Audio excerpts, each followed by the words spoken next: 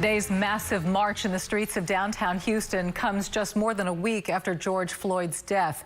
The march was peaceful, but new tonight. While most of the participants have gone home, some of the protesters have remained downtown, and at times, the situation has been tense. On Twitter tonight, Houston Mayor Sylvester Turner has asked those remaining downtown after this march to return home. Some of the tension tonight has been along Avenida de las Americas. That's the street connecting Minute Maid Park to the George R. Brown Convention Center, Marriott Marquis in Hilton Americas. We've got you covered tonight with live team coverage. We begin with Channel 2's Keith Garvin live outside the GRB with the newest information tonight. Keith?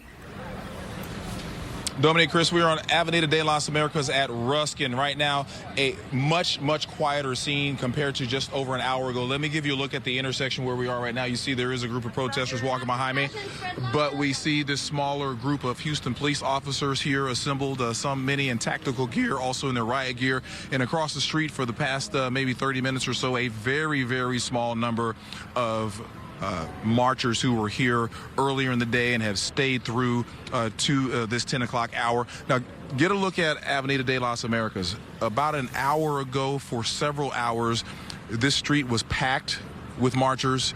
It was packed with about at least 300 HPD officers and also state troopers as well who were here to try to quell the crowd.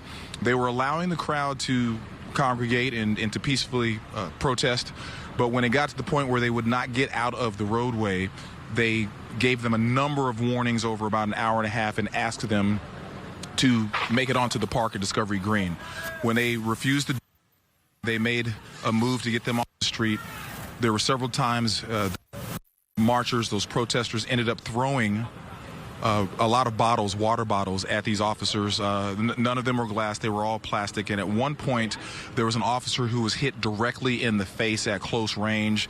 And that is when they moved. A little bit of chaos ensued.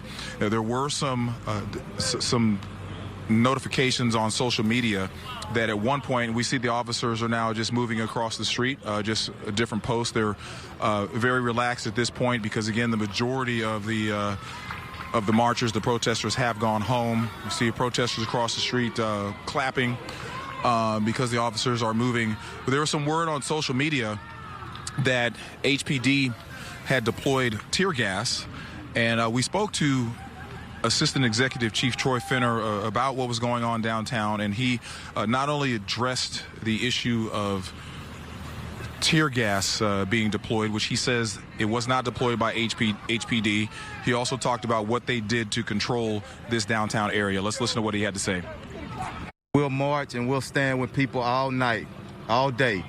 But when the minute you start doing things and trashing things, throwing water bottles, throwing rocks, deploying gas. And I want people to understand one thing, because I had that question. That wasn't us. It was some citizen that did it earlier, deployed some gas. So it wasn't us. We're not going to give up our city. We're going to be here. We're going to protect our property. We're going to protect lives. So as long as you want to come out to Houston and you want to peacefully protest, stay out here as long as you want to. We're going to wait you out. And at one point, we spoke to Bun B and Trey the Truth, two Houston rappers who put the earlier march together, and they told us that they had about 60,000 people out here. Again, what we've seen in the last hour or so, the vast majority of the crowd has dissipated. We just have a few officers and just a few other people who were part of the march earlier that are still down here. For now, reporting live from downtown Houston, Keith Garvin, KPRC Channel 2 News. Hey, Keith, I know we're tight on time, but will you ask your photographer to pan over? I believe I saw what speaks volumes to our city. Is that it looked like we had a bunch of people who were picking up trash along the GRB there. Am I mistaken, or is that what I saw there? That is. You did see some of that, yes. There were some individuals who were doing that. We have some individuals who are, and they also have water, as you can see. We have Renee Levine, our photojournalist, who's out here now. They were picking up trash. They were picking up some of the bottles that were out here, and so there were a number of people. Let's not get it wrong. There were a number of people who were in the crowd when there were people throwing bottles and there were people yelling at police. There were also plenty of other people who were telling them to be in unity with the officers and to not cause caused that type of trouble. And so it wasn't all bad, wasn't all, there wasn't a ton of trouble the entire time. There just happened to be some tense moments. Sure. Well, that's the Houston way in the end. So, Keith, thank you very much. Channel 2's Mario Diaz live now off Crawford and St. Joseph downtown, where Houston police are making arrests, we understand. Mario? Yeah, it's Jackson and St. Joseph. I can tell you that inside that fenced-in area on that lot of land there, you have several dozen protesters. On the perimeter, you have several more members of HPD. In the last few minutes, we did see some protesters hauled off with some hand ties. They have been told you must exit the vicinity here. It's a bit of a standstill. We're monitoring it. Of course, we'll bring you any updates if anything develops throughout the course of the newscast. That's the scene live downtown. Mario Diaz, KPRC. Channel 2 News. All right, Mario, thanks. Stay on top of it. Meanwhile, an alert from Houston Public Works tonight. Public Works says it removed piles of bricks and rocks from several locations across Houston today. The office says that they may have been intended to cause destruction during the demonstrations in our city. Today's march was peaceful as thousands heard Floyd's family and civil rights leaders speak in front of City Hall. And that's where Channel 2's Jacob Rascone continues our live team coverage where the march ended. Jacob? Yeah, the mayor says that more than a dozen members of George Floyd's family participated in today's demonstration, and tonight City Hall is lit up in crimson and gold, the colors of Jack Yates High School, where George Floyd graduated from many years ago. Say his name! Say his name! The Houston demonstration is different from others across the country in at least one way. Standing here as a brother of Big Floyd, man. He's my role model, my hero. George Floyd's brother and other family members marched with the crowd and spoke to them. On behalf of the family, we try to be nonviolent because, in fact, we know Floyd wasn't really like that. We here because we want change, man. We here because we want to be heard. This family deserves our support and our love. So let us show them the respect that they deserve, and let us channel that anger into something productive. Congressman Al Green and each family member and others pleaded with everyone to protest without violence. And if any one of y'all knew Floyd, man, all he wanted us to do to stand together, represent whatever we stand on.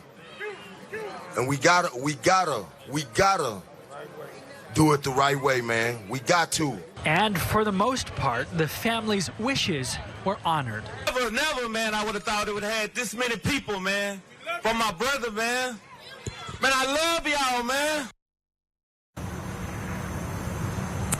And the mayor thanked the city of Houston and those who marched today for the mostly peaceful protest. More than a dozen people spoke here earlier today, and they all mentioned the same thing: to keep it peaceful, to honor the memory of George Floyd. Reporting live at City Hall, Jacob Rascone, KPRC Channel 2 News. Jacob, thank you. Channel 2's Michael Laparty continues our live team coverage now. And Michael, you've been speaking to those who marched today. Chris, those folks marched up and down this road just behind me here, and you can see at least where we are, it is now cleared out. But the people that I spoke with say that something has to change, and the time is now. Thousands of people took to the streets of downtown Houston, marching with George Floyd's family towards the steps of City Hall. It's absolutely beautiful to see everybody come together and support a cause and to fight for equality. I think that it's amazing because I think that it's going to make a difference in the future to come. They started with a knee and a moment of silence, but didn't stay silent for long. Black lives matter. Black lives matter. Black lives do matter. And I want y'all to know, the violence ain't gonna stop it. We gotta let them hear us, but we can't put ourselves out there like that. Andrea Randolph marched with her cousins. She says she went to the same high school as George Floyd. We are tied, our parents are tied, our parents marched so we wouldn't have to, but now we're back in the same cycle yet years later. I mean, we don't know when it ends, but we're out here trying to put an end to this for our children. Children were here too, including this boy with a plea of his own. I want to grow up and not be afraid for the police officers. Joseph Moore says it was important for his son to take part. I wanted to bring him out to be a part of history and see that we can make a difference and take the time and effort to do something to change the problems in our society. Now, this intersection that you're looking at now, at one point earlier today, we saw a group of people. They were laying face down, and they also had their hands behind their back like this, and they were repeating, "I can't breathe." It was a reminder of George Floyd's final moments. Reporting live, Michael Lopardi, KPRC Channel 2 News. Thank you, Michael. George Floyd's home